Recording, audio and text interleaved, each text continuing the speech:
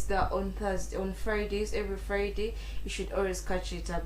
11 a.m. in the morning, we are in the studios with a doctor or any health expert to let us know how we can take care of our lives, how we can take care of what particular disease are you suffering from, and you need at least health advice from the health experts. All you have to do is just go on our YouTube channel or Facebook and any other social media platforms and follow us. You will always be notified in other when we go live or any other. This is now sure Brenda who's going to be taking you through this health clinic. And once again, I would say Dr. Male is back in our studios to at least take us through what we're going to be discussing through this show. Okay. Welcome you. Thank you, Brenda, for inviting me again. Today we are going to look at asthma. Asthma. Still, we are continuing our series of lung diseases. We completed TB. We completed pneumonia. So this time around, we are going to do asthma, maybe, and PJP and other diseases.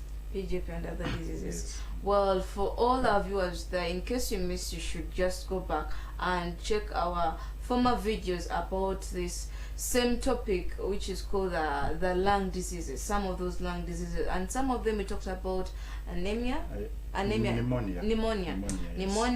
TB, and also other. For those of you who missed, I would say just have to catch up those videos, because at least they give you up to date. In those previous videos, the doctor was still telling us in case how you can avoid yourself catching TB, in case you are a guardian who is treating a patient with TB.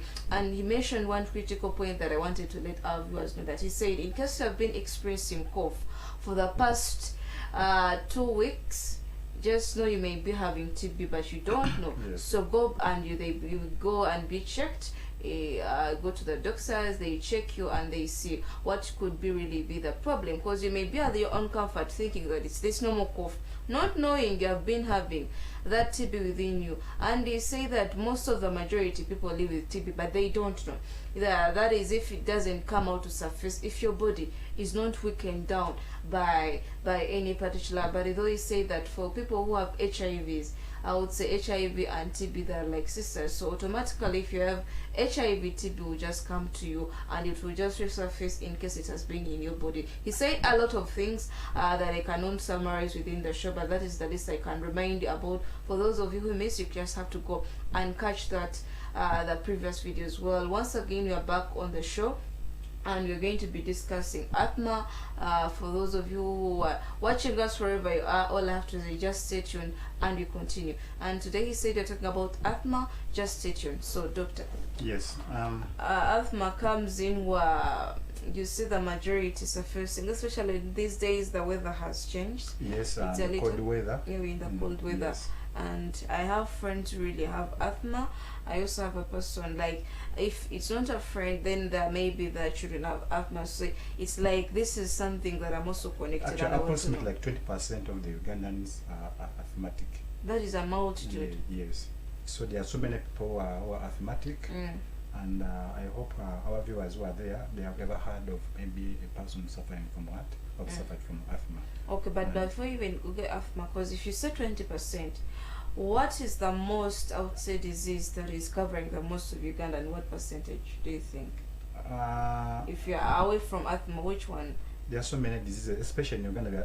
We are the diseases which we suffer more are infectious, like HIV. It's the most, like what percentage? HIV is on the rise, because now the last time I checked, the prevalence was 7.5. Okay. Yes, like out of 10 people, you see 7. Wow, that is a really magnitude. Yes. Because now it reminded me when you talked about 20%. Yes. And I related it to, if somebody out of the 100 and they say 20%, that is quite a number. Actually, we suffer most of the diseases are infectious. Malaria. Actually, malaria is #1 killer.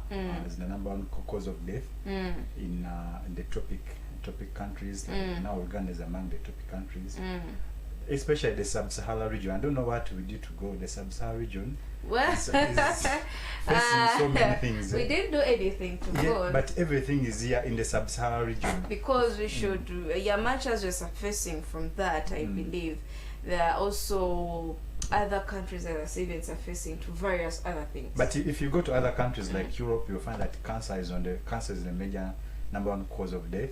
But when you come to sub-Saharan region, especially, it's infectious diseases, TB, HIV.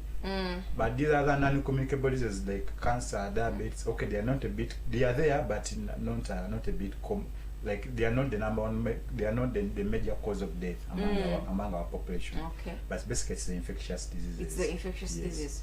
Wow. So what is it all about asthma? What should we know? Yeah, for those of you who missed, yesterday you talked about asthma, but we are using the local language. Because since this is an international station that we all know that everybody watches, we would want to accommodate each and everybody. So that you don't feel left out. No. When it comes to the language, we balance the two, and hopefully you all understand. And we put, especially when it comes to matters of health, we cannot leave it out. Everybody of your list has to be on the same page when you're talking about sensitive things that attack everybody out there in the community. So the issue of asthma, somebody missed the issue of asthma. Instead of say they're going to catch it up because they think they have a child who has asthma, and we're back again to talk about the same thing, asthma, but you're using English. So if you have a friend or anybody, just share the link, because this is an important message that they should not miss out.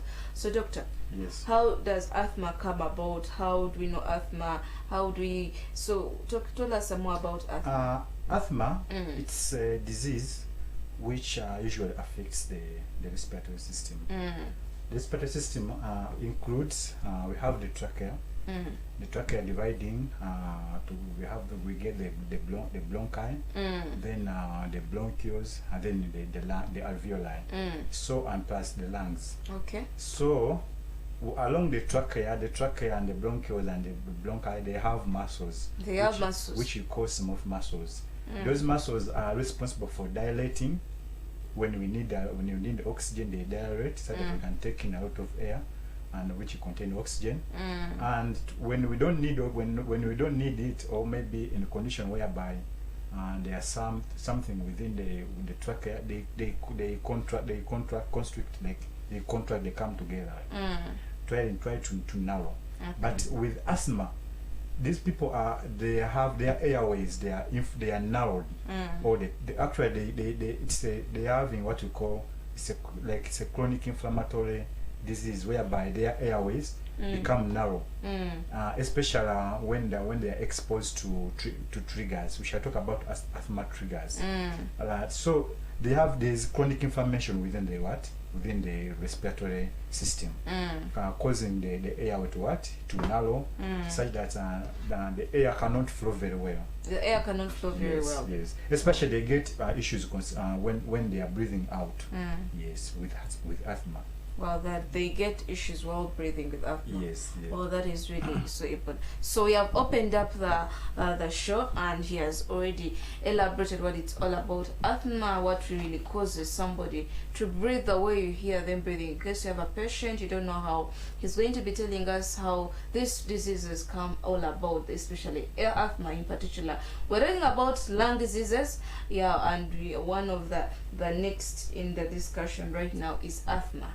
In case you have a lung disease, come back from that short commercial break. Hope you had at least a drink. Please drink, get a drink, take water, plenty of water. The normal water intake for an adult, approximately 2.5 liters. 2.5 liters. But I don't know how many Ugandans can take that. I don't know. But people don't want to take water. Also there is that confusion, somebody taking water, and there is those people who say, okay, water, but I drink. They take juices, they'll tell I take juices every day. Take plain water. Plain water. Yes. So at least that should also be made clear to our viewers, because people misunderstand that there is somebody. Because when you take a juice, you need to dilute. Those sugars are concentrated, you need to dilute. They tell you take water, you say, I take. And if the doctor goes in to ask you, what you really take is juice, which is not the exact precautions they give you. Well, welcome back from that short commercial break. You're still with me in the show, Brenda, taking you through Health Clinic. Health Clinic is there from or on Fridays only. We give you only on Fridays 11 a.m. in the morning. We are in the studio with a health expert to elaborate things of health. What are some of the cause of your disease? What are some of the symptoms you're expressing but you don't know, and you may not even notice it? So he comes out and elaborates more, and also gives us a guideline how to avoid or prevent diseases that there are some diseases that are preventable. There are some things that you can avoid you yourself. We have been talking about a lot. We talked about sickle cell, we talked about heart disease, and in relation to sickle cell, he said for partners, if you're out there, before you go out for marriage and you start having children, go out and have a test. Go for testing. Go for testing for sickle cell. Just like you go for HIV, you fear so much HIV, which is also good to fear HIV, and you take an extra measure and you go out there, you test you with your partner, but still test for sickle cell, because you can be a carrier, also a wife and a carrier, then you implicate the children you're going to be having, and you suffer and make the child suffer for the rest of your life. Yes. Which is really crucial. And such things you don't miss it, you don't get them anywhere apart from here on Health Clinic. And now, before we went into the break, doctor was telling us about asthma. What is asthma? What is it really? He was describing it, and he's here to tell us some of the symptoms we see on asthma. So people should know that asthma is a chronic inflammatory disease. Okay. So resulting into production of excess mucus, which blocks the airway. So these patients cannot breathe very well. Okay. They cannot exhale air out of their lungs. So you find that their chests become a bit tight. The person tells the doctor, my chest is a bit tight, and they have shortness of breath, and they have wheezing. Wheezing is a musical sound, which shows that maybe there is a problem. There is airway airway compromise. So I think our producer will be able to play for that sound towards the end of the program. Maybe so that people can know how can differentiate a patient who is wheezing. Because that is just a bit, people out there may not be understanding. Because when it's severe, and when someone is having a severe attack, you can hear the wheeze. There's a wheeze which you hear when you put on this stethoscope on the chest as doctors, but even the patient and maybe those who are taking care of the patient, they can also notice this sound. So it's better for patient to disclose their illness or their disease to their immediate relative members, so that in the case of an emergency, in the case if anything happens and they take the hospital, we just tell those health workers that I have this and this, so that you can give them a start. Okay. Yes. Maybe for asthma, they also experience cough. Cough, especially in the morning or in the evening. At Which night, kind of cough are we talking about? That cough is a bit dry. Sometimes it's a bit dry, and yes, they experience that cough. Actually, they won't produce a lot of that mucus, but when they produce that mucus, it will be a bit. It won't be yellow in color. Yes. So they're having. I've talked about that their airways are really severe and narrowed, and there's excess production of the mucus, which blocks the airway.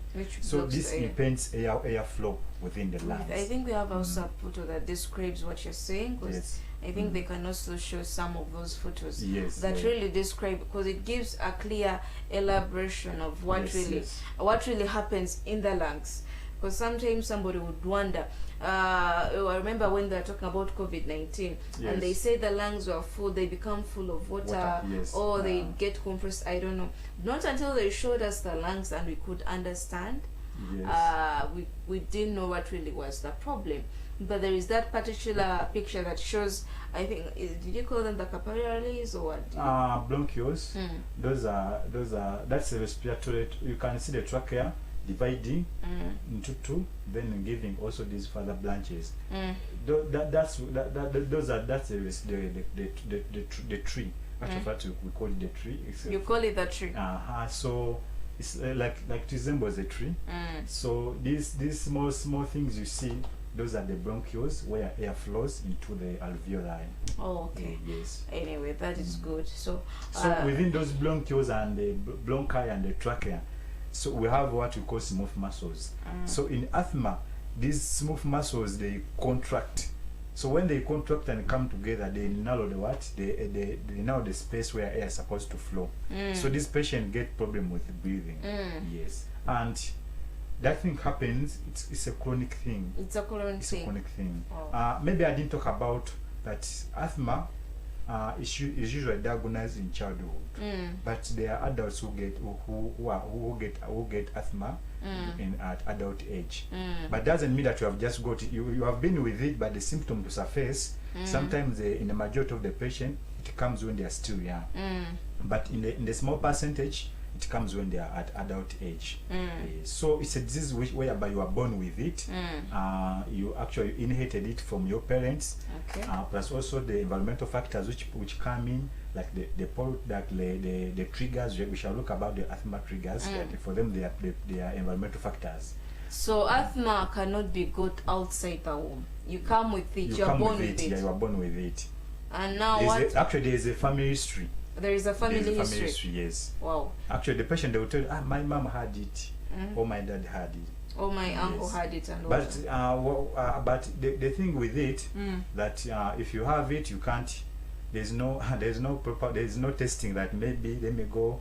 Especially if you are looking for a partner, maybe let me go and we check to see if the partner which I've got is not a carrier. It's not like sickle cell. Okay. Yes. So asthma, you cannot, if a patient of asthma has, they cannot pass it on to another without, like, if in case you, my closest friend, has asthma, you cannot pass it to. Yeah, you can actually, if you had asthma, I cannot get it. You cannot. Yes, it is not a communicable disease. It is under non-communicable. It's under non-communicable. We talked about none that for this disease they cannot be spread from one person to another. Yeah. Yes. Wow. Yes. Now, what of these people who, if you're saying it's not communicable, what are these other people who say, I didn't have asthma when I was young, but I just started experiencing some asthma attacks at my adulthood? Yes, I've talked about that. A few percentage of patients, they get symptoms at adult age, but they have been having asthma without a symptom. Because now we have that misconception. Somebody may think that, yeah, I got the asthma when I was at adulthood, when I've grown up. So people out there those who say, I wasn't with asthma, but I just started having the attack. That means you were born with it. You are born with it. But we are lucky that symptom didn't start at childhood. Okay. So but majority of the patients, like 80%, we diagnose them right away from childhood before they make 10 years.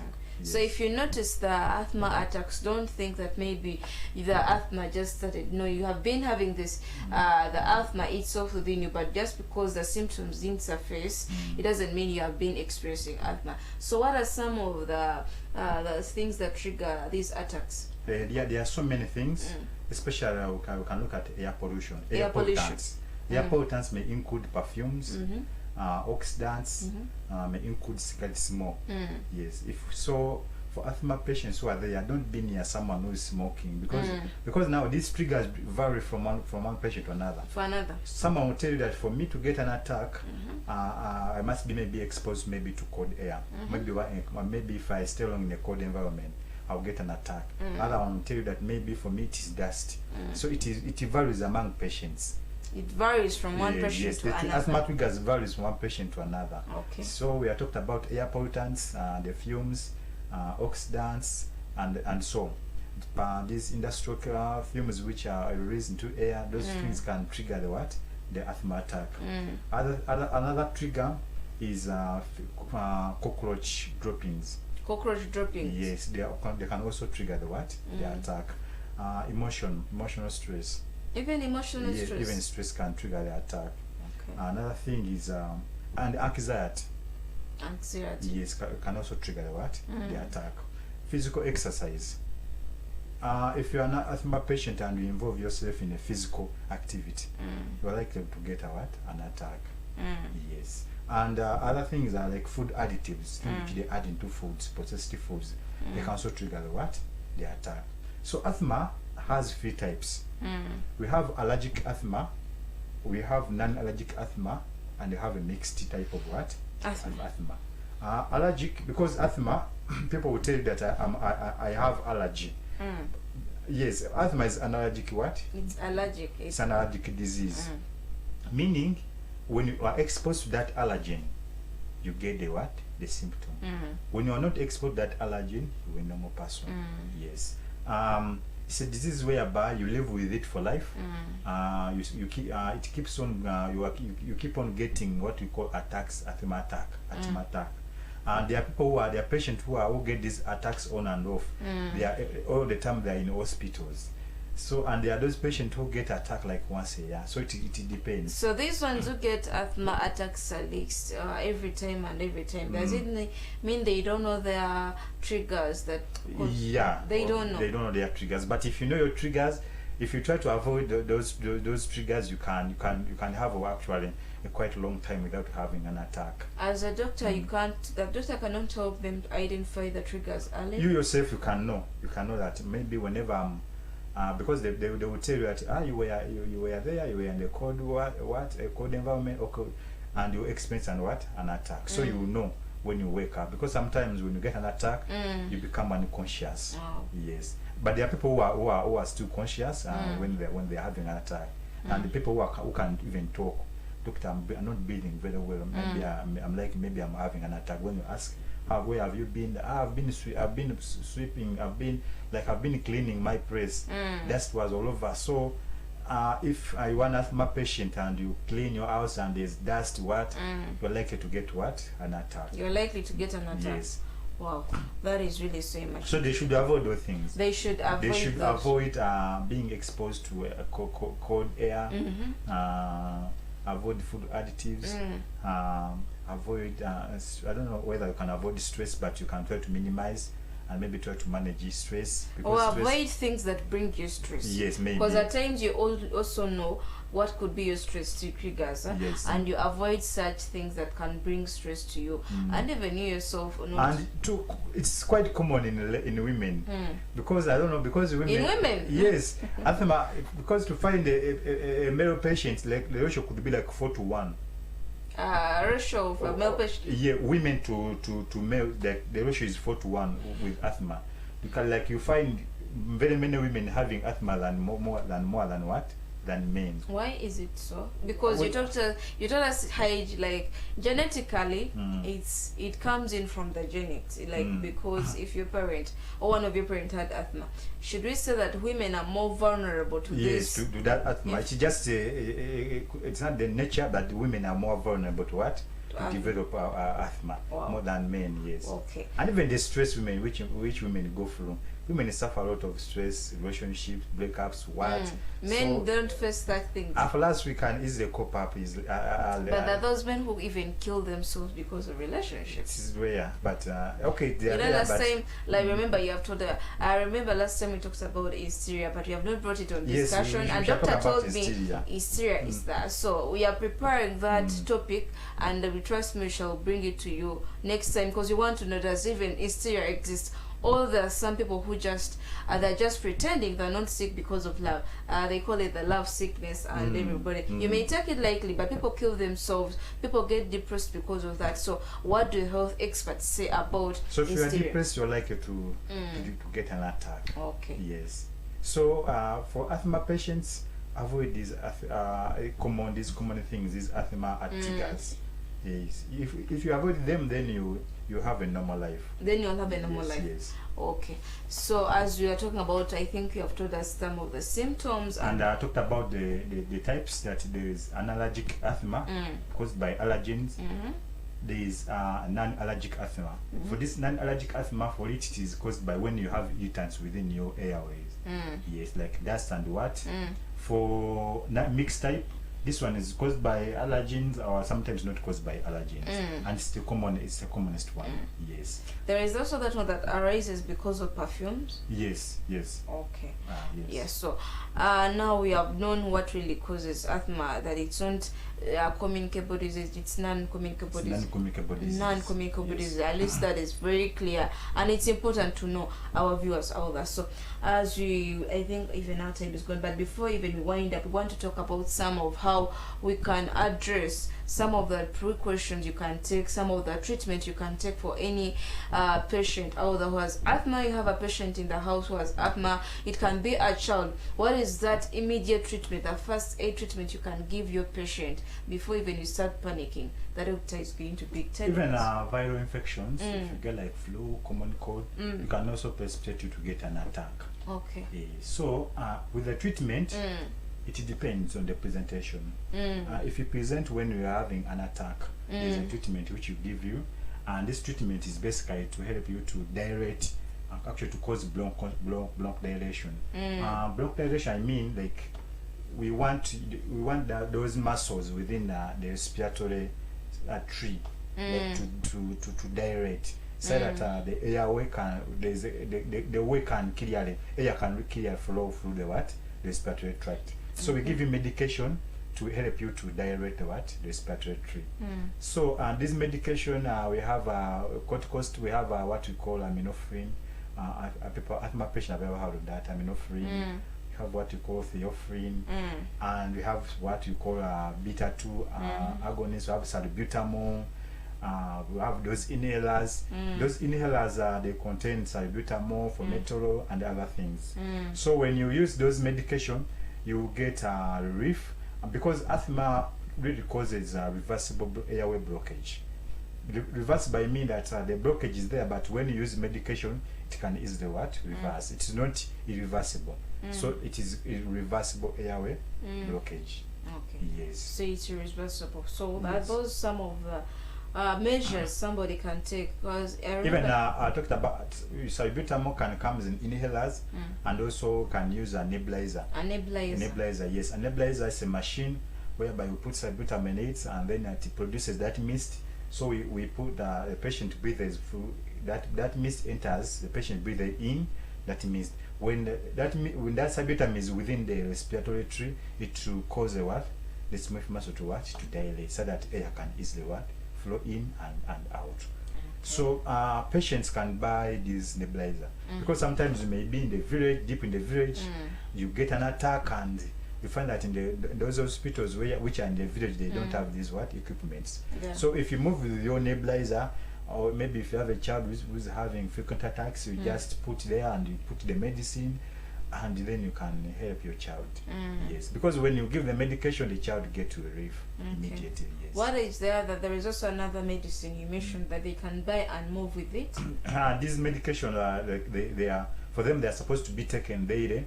When you don't even have an attack, like maybe the corticosteroids, Dexa, Purid, cetirizine, Pitone. Patients can take those medication.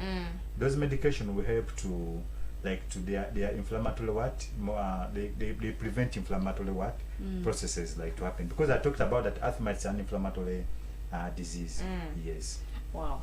Okay, doctor, so as you're winding up, can you wind up on our asthma topic, because time has gone, they're telling me time has gone. So what else should we know more about asthma as we conclude the lung diseases? Basically, what I need to know, that what I want my patients to know, that asthma is not spread from one patient to another. You just get it from your from your parents. Okay. It's not a disease whereby you have been bewitched. It's a disease which we are born with. Okay. Yeah, it's a disease which your parents gave you. It's like sickle cell. It's like sickle cell. Don't blame anyone else when you're having sickle cell. You just blame your parents.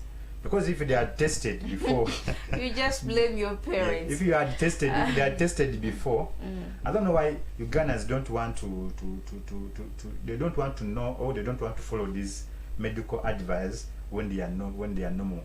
They only want to follow them when they are having a disease. That's when they want to be extra precautious. Doctor, sometimes about the disease? I would say sometimes it's too late even. You're already, if you are falling sick already. Yes, so they only want to know when they have the problem. They don't want to know when they don't have the I think problem. they think that sickness will never get to them. Yes, that's it. And it's better to know your body. It's better to know the diseases which you have. Disclose to your immediate members, like especially for asthma. If you're having your relative, maybe your friend, you can disclose, because maybe you may go for a party and you get an attack, people don't know what you are suffering from. And But you if you scare discuss to your everybody. parents, to your maybe your friend that maybe I'm having asthma, they can help you. Because always move with your medication. Always move with your inhaler. Buy an inhaler, go with it. Take a medication, like take some medication every day to help you not to have severe symptoms. Because if you are taking a medication in the morning which prevents the attack, there's no way you are going to get a severe attack in the evening. Okay. Yes. So, and another thing is shisha. Shisha. People go to bars and booze and then they take shisha and you are asthmatic. You are So taking they're those, asthmatic, and but they still they take shishas and what? So those irritants will make you to, they will inflame your airways and then trigger the attack. So don't take shishas. Avoid smoke. Avoid areas where they are smoking, dust.